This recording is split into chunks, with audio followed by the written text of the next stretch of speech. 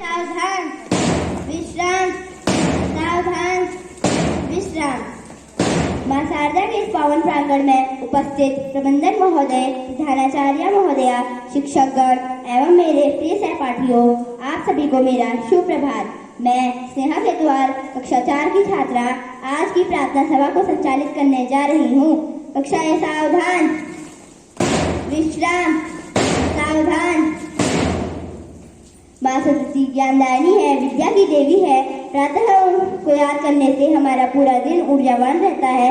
अब मैं अपने कक्षा के छात्र छात्राओं को आज की प्रार्थना के लिए आमंत्रित करना चाहूंगी।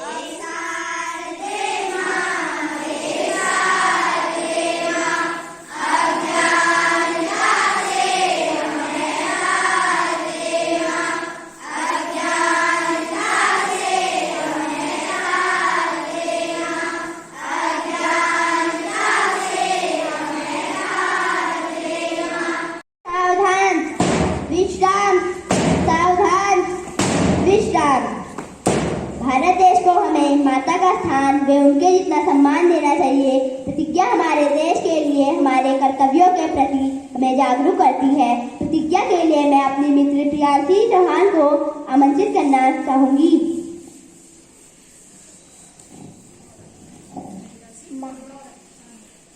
मां शारदा के इस पावन प्रांगण में उपस्थित आदरणीय प्रबंधक महोदय, प्रधानाचार्य महोदया, शिक्षकगण एवं मेरे प्रिय सहपाठियों, आप सभी को मेरा शुभ प्रभात। मैं प्रियांशी चौहान, कक्षा 4 की छात्रा, आज की प्रतिज्ञा के लिए यहाँ उपस्थित हूँ। प्रतिज्ञा शुरू करें।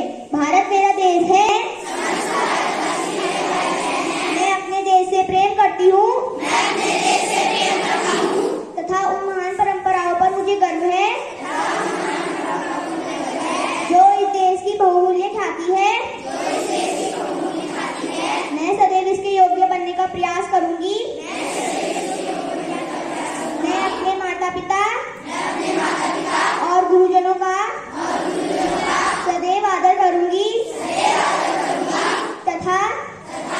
प्रत्येक व्यक्ति के साथ अच्छा व्यवहार करूंगी।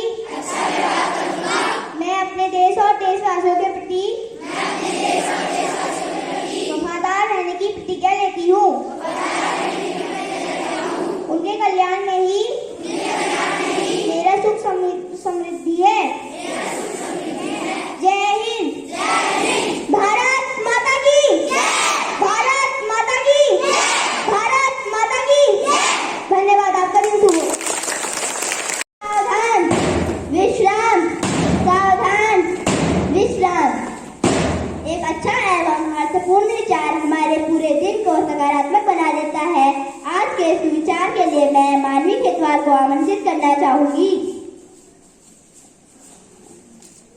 मां शारदा के पावन प्रांगण में उपस्थित आदरणीय प्रबंधक महोदय, प्रधानाचार्य महोदया, शिक्षकगण एवं मेरे प्यारे सहपाठियों, आप सभी को मेरा सुप्रभात। मैं मानवी खेतवाल कक्षा 4 की छात्रा। आज मैं आप सबको महान कवि कबीरदास जी का दोहा सुनाने जा रही हूँ, जो इस प्रकार है। गुरु गोविंद दो खड़े, काको लागो पाए, बलिहारी गुरु आपने गोविंद दियो बताए। Thank you very much. सावधान विश्राम। सावधान विश्राम। समाचार हमें हमारे देश में होने वाले घटनाओं की जानकारी देते हैं। समाचार के लिए मैं हर्ष खेतवाल को आमंत्रित करना चाहूंगी।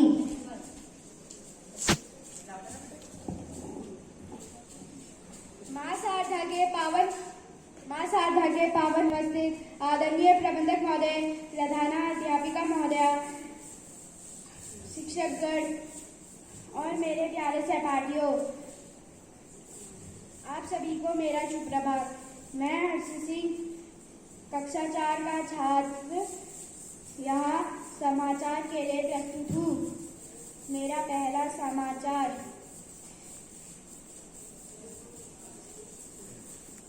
में बाढ़ से बेहाल हुआ लगभग पूरा भारत। मेरा दूसरा समाचार। उत्तराखंड राज्य में बढ़ रहे कोविड-19 के मामले।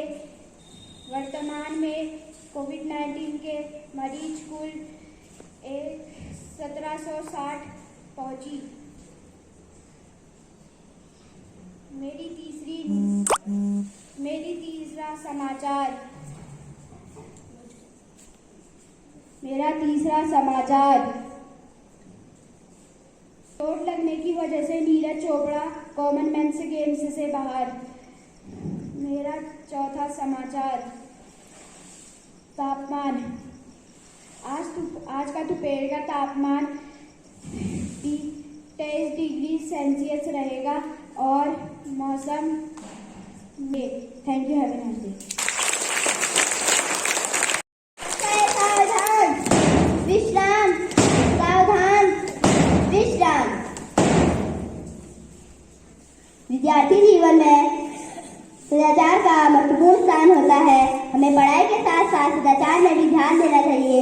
सदाचार के बारे में सामान्य ज्ञान के लिए मैं अपने मित्र लक्षित पांडे को आमंत्रित करना चाहूंगी। विश्वास से कामयाबी के तार हैं और इसी कामयाबी से इंसान में होता काबिलियत का आगाज है। इसी सुविचार के साथ मां शारदा के पावन प्रांगण में उपस्थित आदरणीय प्रबंधक महोदय, प्रधानाचार्य महोदय, शिक्षकगण एवं मेरे प्रिय सहपाठियों, आप सभी को मेरा सुप्रभात। मैं लक्षित पांडे कक्षा 4 का छात्र आज आप सभी के समक्ष सदाचार का महत्व विषय पर एक अनुच्छेद प्रस्तुत करना चाहता हूँ। मुझसे अगर कोई त्रुटि हो तो मैं उसके लिए क्षमा प्रार्थी हूँ। सदाचार का अर्थ है अच्छा नैतिक व्यवहार, व्यक्तिगत आचरण और चरित्र। दूसरे शब्दों में सदाचार व्यवहार और कार्य करने का उचित तरीका है।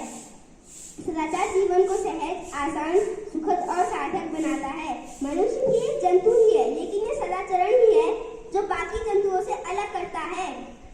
सच्चरित्रता सदाचार का सबसे बड़ा गुण होता है। सदाचारी व्यक्ति का हर जगह गुणगान होता है। सच्चरित्र विशेषताएं ही मानव को अलग और श्रेष्ठ बनाती हैं। मानव जीवन में सदाचार का बहुत महत्व होता है। इसमें सबसे प्रमुख वाणी की मधुरता मायने रखती है, क्योंकि अगर आप लाख दिल के अच्छे हो लेकिन अगर आपकी भाषा अच्छी नहीं तो सबकी किराए पर पानी फिर जाता है। हमें कई बार लोगों की बहुत सी बातें चुभती हैं, लेकिन उन्हें जाता है। एक अच्छा आचरण या व्यवहार भी सदाचरण की श्रेणी में आता है। अच्छे आचरण से आप सभी का मन मोह सकते हैं। शिष्टाचार सदाचार से थोड़ा भिन्न होता है। कहने का तात्पर्य यह है कि एक दुराचारी व्यक्ति भी शिष्ट आचरण कर सकता है, लेकिन एक सदाचारी व्यक्ति अशिष्ट नहीं हो सकता और न ही दुराचार कर सकता है। मैं अपनी वाणी को विराम एक सुविचार के साथ देना चाहूंगा। विचार कुछ इस प्रकार है। इत्र से कपड़ों को महकाना कोई बड़ी बात नहीं। इत्र से कपड़ों को महकाना कोई बड़ी बात नहीं। मजा तो तब है जब आपके किरदार से खुशबू आए। धन्यवाद आपका इन शुभ। विश्राम, सावधान, विश्राम।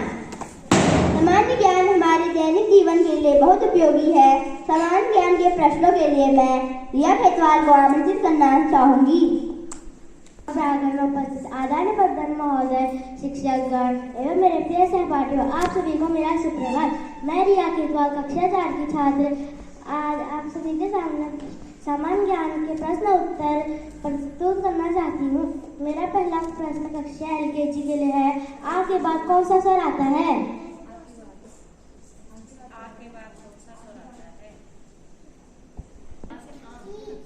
आपका उत्तर ई सही है। छोटी ही सही है। मेरा दूसरा प्रश्न कक्षा UKG के लिए है। आपके कक्षा अध्यापिका का क्या नाम है? आपके कक्षा अध्यापिका का क्या नाम है? लक्ष्मी गोस्वामी मैम। मेरा दूसरा प्रश्न कक्षा 1 के लिए है। आपके जिले का क्या नाम है?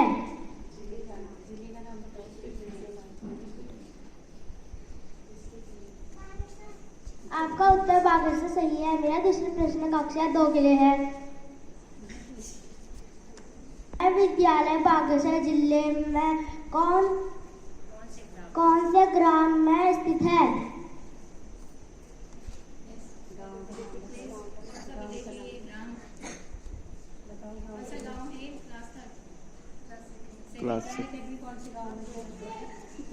आपका उत्तर दोपहर सही है। मेरा दूसरा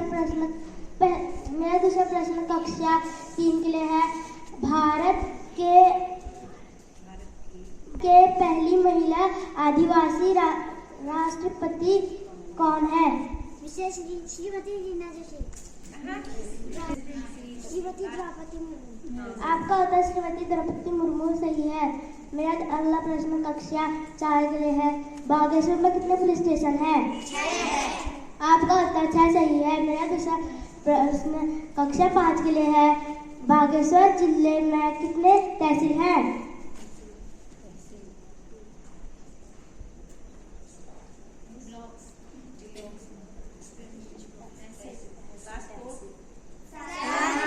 आपका उत्तर 7 सही है। मेरा अगला प्रश्न कक्षा 6 के लिए है। ट्रेन को हिंदी में क्या कहते हैं? ट्रेन। नो नहीं, आपका उत्तर सही गलत है। ट्रेन को हिंदी में लोकपथगामी कहते हैं। मेरा अगला प्रश्न कक्षा 7 के लिए है। मोबाइल फोन को हिंदी में क्या कहते हैं? मोबाइल फोन को हिंदी में क्या कहते हैं?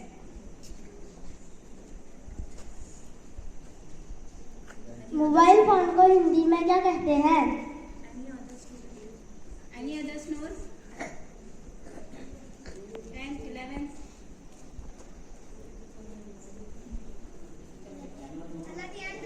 आपका उत्तर चलंत यंत्र सही है। मेरा अगला प्रश्न कक्षा 8 के लिए है।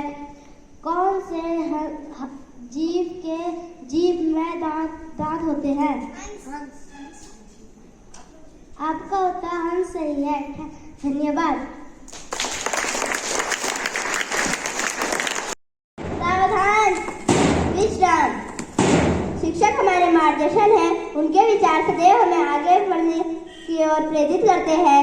अब मैं श्रीमती सीता खेतवाल मैम को मंच पर आमंत्रित करना चाहूंगी। अस्तो मां सद्गमय, तमसो मां ज्योतिगमय, मृत्यो मां मृतगमय। कण कण में विराजमान मां सरस्वती के इस पावन प्रांगण में उपस्थित आदरणीय प्रबंधक महोदय, प्रधानाध्यापिका महोदया, शिक्षक ज्ञान एवं मेरे प्यारे विद्यार्थियों, आप सभी को मेरा सुप्रभात। आज मैं आप लोग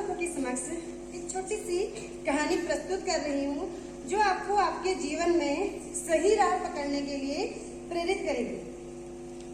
तो देखो, एक अमित नाम का लड़का था। वह बहुत मध्यम परिवार में जन्मा था और वह जिस विद्यालय में पढ़ता था उस विद्यालय में बहुत लगन से, मेहनत से कार्य करता था। वह अपने माता पिता का हमेशा आज्ञा का पालन करता था और अपने विद्यालय में सभी विद्यार्थियों से वह अव्वल था, मतलब हमेशा वह आगे रहता था। तो जब वह अपनी उस विद्यालय से पढ़ाई पूरी करके कॉलेज में दाखिला लेता है तो वहां जाके उसके व्यवहार में थोड़ा सा परिवर्तन दिखाई देता है।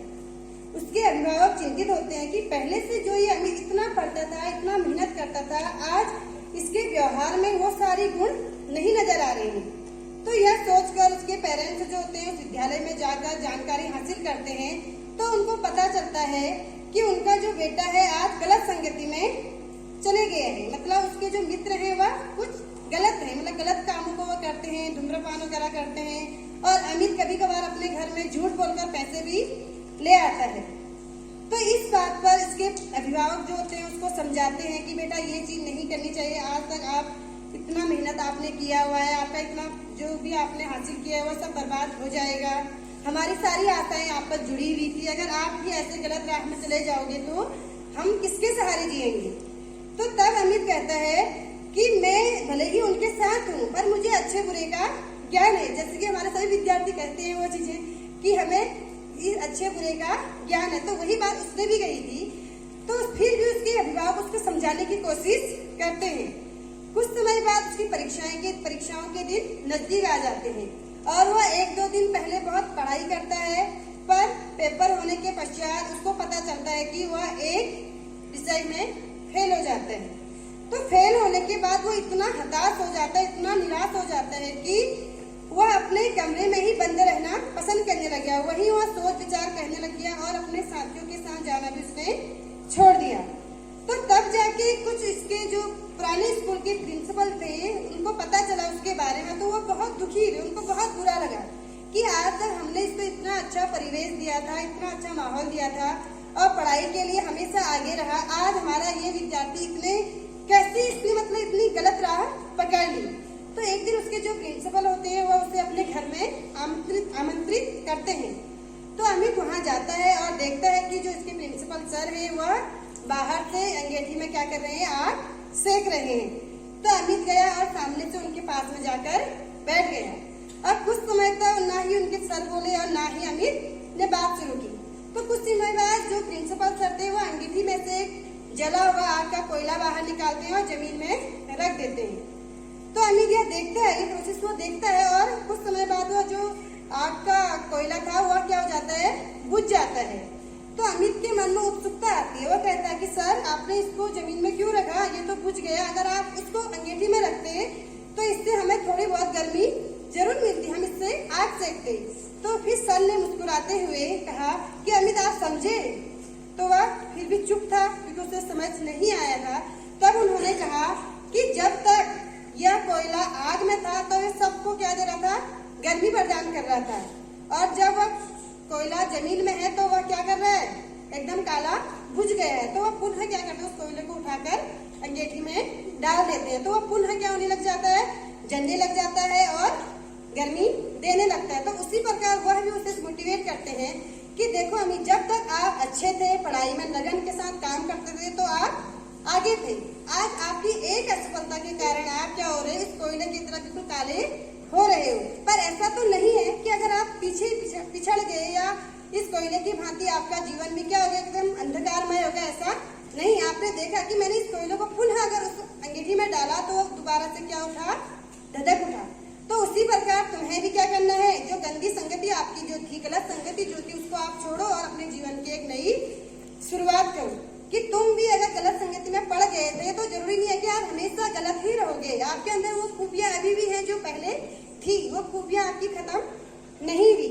तब उसके जो सर थे उसको मोटिवेट करते हैं कि बेटा जिंदगी में आपने इतना मुकाम हासिल किया था, आज वह सब कुछ नीचे की ओर जा रहा है। यह सब कुछ देखकर मेरा मन हताशा से भरा हुआ है। तो इस कोयले को देखो, जैसे यह पुनः अगर अंगीठी में जा रहा है, लोगों को ऊर्जा प्रदान कर रहा है, तो आप भी ऐसा कर सकते हो। तो ये सारी बातें सुनकर अमित के मन में जो दुख था, जो पीड़ा था, जो हताशा थी, जो निराशा थी, वह धीरे धीरे समाप्त होने लग गया और पुनः उसने अपने जीवन का नई शुरुआत करना शुरू किया।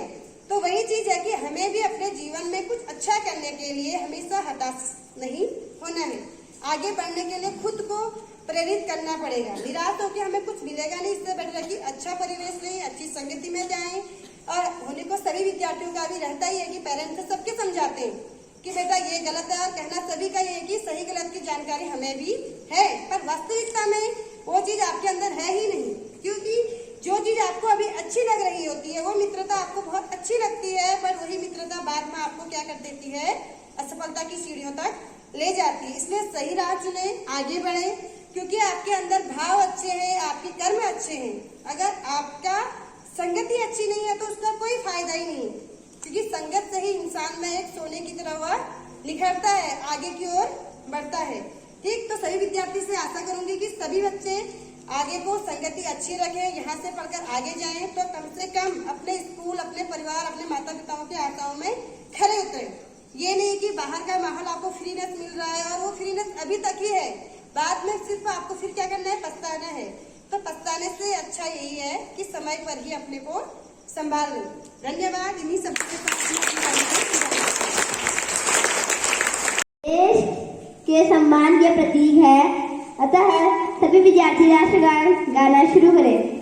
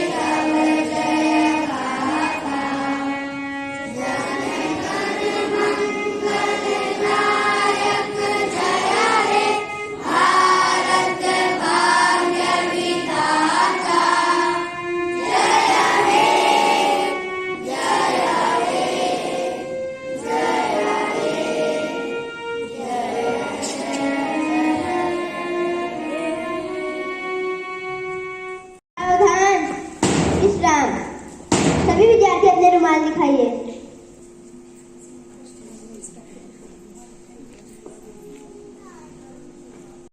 सावधान, विश्राम।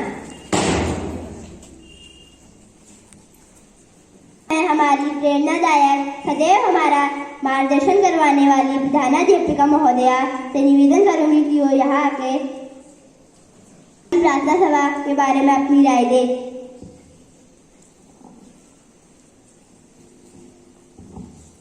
बहुत बहुत धन्यवाद स्नेहा। सबसे पहले सम्मानीय प्रबंधक महोदय, मेरे सभी शिक्षकगण और प्यारे बच्चों, आप सभी को मेरा सुप्रभात। तो बच्चों, आज तो मैं इनकी जो प्रार्थना सभा है, इन्हें देखकर, ये छोटे छोटे बच्चों का मतलब यहाँ पर प्रदर्शन यानी प्रस्तुति देखकर मैं बहुत ही मतलब धन्य हो गई। एक तरह से बोलूं तो खुश हो गई। और क्योंकि इन्हें देखकर ऐसा लग रहा था कि मतलब कहीं खो गए हैं, ये इतने अच्छे से बोल रहे हैं और इतना शुद्ध बोल रहे हैं, हमसे भी शुद्ध बोल रहे हैं। तो इनको देखकर मैं बहुत चकित हो गई, आश्चर्यचकित। तो मेरे मुंह से शब्द ही नहीं निकल रहे हैं कि मैं इनके लिए क्या शब्द यूज करूं, क्योंकि ये सबसे छोटी क्लास है और इन्होंने और सबसे अच्छा आज जो है हिंदी में जो हमारा चल रहा है प्रार्थना सभा, और पूरे सारे जो क्लासें हुई अभी तक, जो सीनियर क्लासों से लेके, और ये सबसे छोटी क्लास है जिन्होंने अभी यहाँ हिंदी में प्रस्तुति दी। तो ये बहुत ही काबिले तारीफ है। यानी ये छोटे छोटे बच्चों ने इस तरह से यहाँ पर अभी अपने हिंदी शब्द बोले, तो आप सभी लोग समझ सकते हैं कि मतलब कितनी ये प्रगति कर रहे हैं और कितना मतलब अपने काम के प्रति निष्ठावान है। यानी उनको अपने काम को प्रस्तुत करने के लिए जो भी मेहनत लग रही है, वो दिन रात उसके पीछे पड़े हुए हैं और उसे प्रस्तुत करने की कोशिश कर रहे थे, और जो आज उन्होंने बहुत अच्छी तरह से यहाँ मंच पर उन्होंने ये प्रस्तुत किया। और स्पेशली इसमें जो सबसे बड़ा जो उसका रोल है वो है संचालक महोदय, ठीक है, महोदया। तो इन्होंने बहुत अच्छा मतलब पूरे इस प्रार्थना सभा को इतना अच्छा ये इसका संचालन किया कि जो हम देखते बनता है। और उसमें प्रियांशी चौहान ने भी पूरे लंबे इतनी बड़ी प्रार्थना जो आपकी प्रतिज्ञा है जो कि बहुत कम लोग याद कर पाते हैं, तो उसने बहुत अच्छी तरह से यहाँ पर प्रस्तुत किया उसे। और जो हमारा जो अनुच्छेद जो आर्टिकल प्रस्तुत किया, सबसे छोटा बच्चा ये लक्षित, तो दिखने में बहुत छोटा है बट बड़ा कमाल का है ये। और इसने बहुत मतलब इतने लंबे वाक्य जो है और इतनी अच्छी तरह से यहाँ पर प्रस्तुत किए, तो बहुत ही सुंदर है ये, बहुत सुंदर प्रस्तुति। और इसको प्रैक्टिस करवाने वाली जो इनका अभ्यास करवाने वाली जो शिक्षिका हैं इंदिरा मैम और बाकी हिंदी की शिक्षिकाएं, तो सभी इन बच्चों के लिए और इन शिक्षकों के लिए, और जिन्होंने जो मोटिवेशनल स्पीच यहाँ पर जो आपका प्रेरणादायक जो कहानी बताई है आपको सुनीता खेतवाल मैम ने, तो आप सभी उस कहानी को भी अपने विद्यार्थी जीवन में इसको अपनाएं और उससे कुछ सीखने की कोशिश करें। तो इन सभी के लिए एक बार बहुत जोर से तालियां करेंगे और उनका उत्साहवर्धन कीजिए। तो बहुत सुंदर, मैं ये बोलूँगी आज की प्रार्थना सभा की अति सुंदर थी और काफ़ी सराहनीय प्रदर्शन की है। इसी तरह मैं सभी बच्चों से अपेक्षा करती हूँ कि वो भी अपना इस तरह से अभ्यास करें और अच्छा प्रस्तुत करने की कोशिश करें, ना कि यही प्रार्थना सभा में बल्कि अपनी जो कक्षा में उनके कार्य दिए जा रहे हैं और उनका जो अभी पढ़ाई है तो उसमें भी आप लोग ध्यान दें और रोज अच्छा रिजल्ट लेके आएं। तो यही शब्दों के साथ मैं आज की प्रार्थना सभा को विराम देती हूँ और बहुत धन्यवाद। आपका दिन शुभ हो। विश्राम, सावधान, विश्राम। पंक्ति नंबर 1 पीछे मुड़, पंक्ति नंबर 3 पीछे मुड़, पंक्ति नंबर 5 पीछे मुड़, पंक्ति नंबर 7 पीछे मुड़, कदम ताल शुरू कर।